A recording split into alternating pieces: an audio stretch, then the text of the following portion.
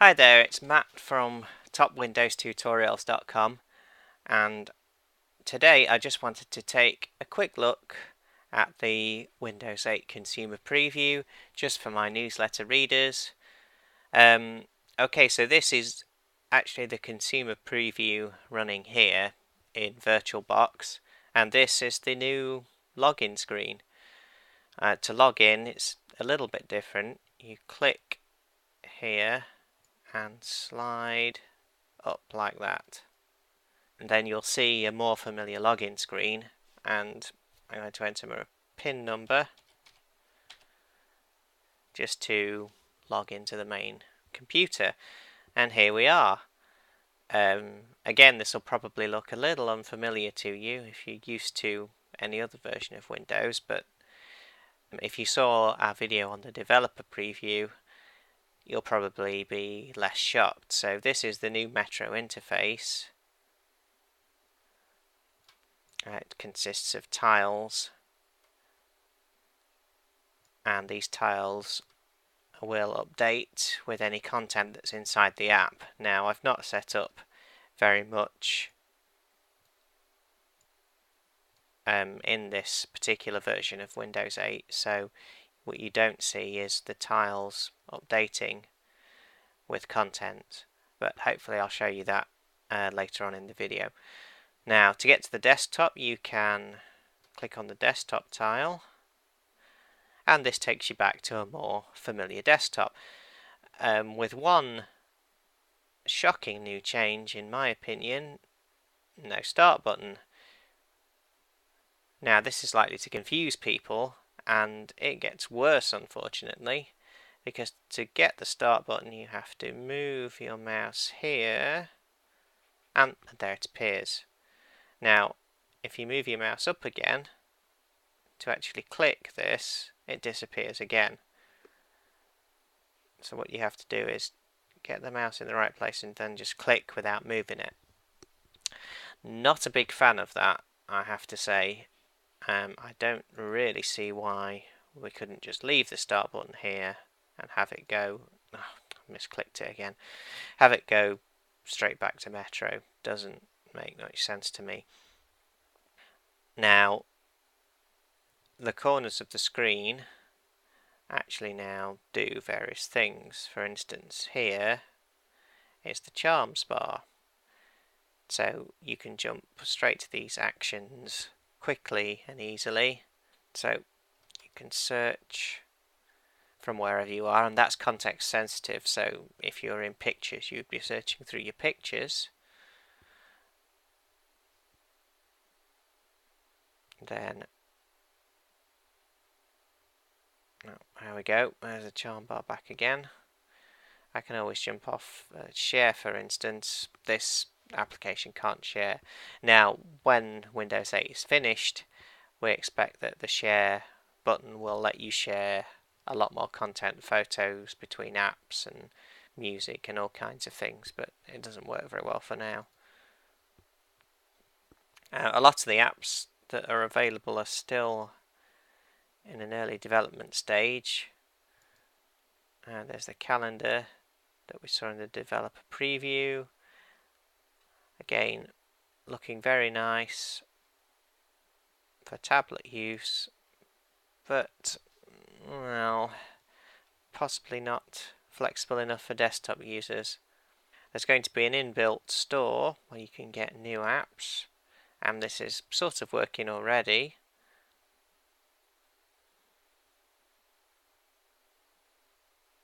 So here you can go in and you can see what other applications are available.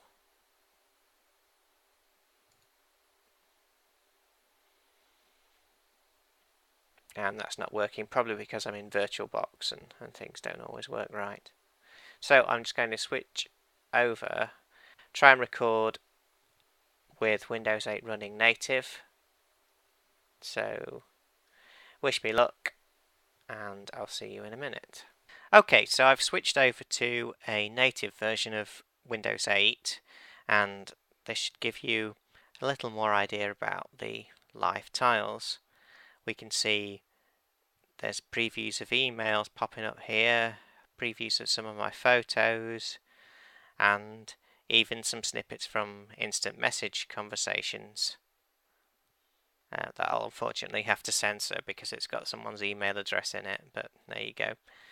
One of the things that you do notice is that Metro applications all run full screen. There's no minimize and maximize. There's no close button even.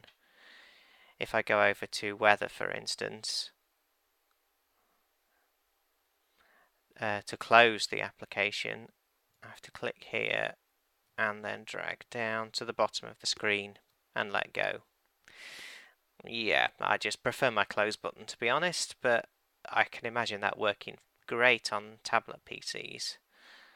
If I go back to weather again, there is one way of changing the window size on Metro apps. You grab them and you drag them to the side. Now, I can't show you this unfortunately because my screen resolution isn't high enough, but on bigger screens I'd be able then to snap the application to the side and then it could run as like a sidebar while you're on the desktop or in any other Metro app.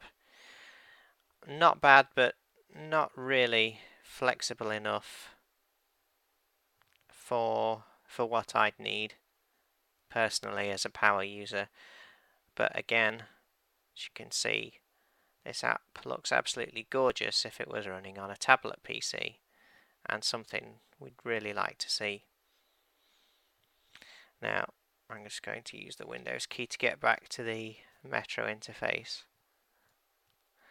So that's Windows 8. Oh, I'll show you iCookbook. I like that one. Just look how gorgeous that looks. It makes me hungry just looking at it. So you can definitely imagine this running on a tablet or even a touchscreen PC in the kitchen. And looking very nice indeed. Although we're surprised that the Metro apps don't have more interactive elements such as video or anything like that in them. We're sure that's coming in the final version though. So yep, that's Windows 8. Terrific for tablets, but well, not convinced for the desktop users just yet. Although there are some improvements for desktop applications. For example, Windows Explorer has had a little facelift and there's now these ribbon style interfaces that let you jump off to often used tasks. You can hide that out of the way if you find it too distracting or cluttered. And there's even improvements to copy and paste operations. If I were to copy this, for instance, and I'll put it somewhere on my network,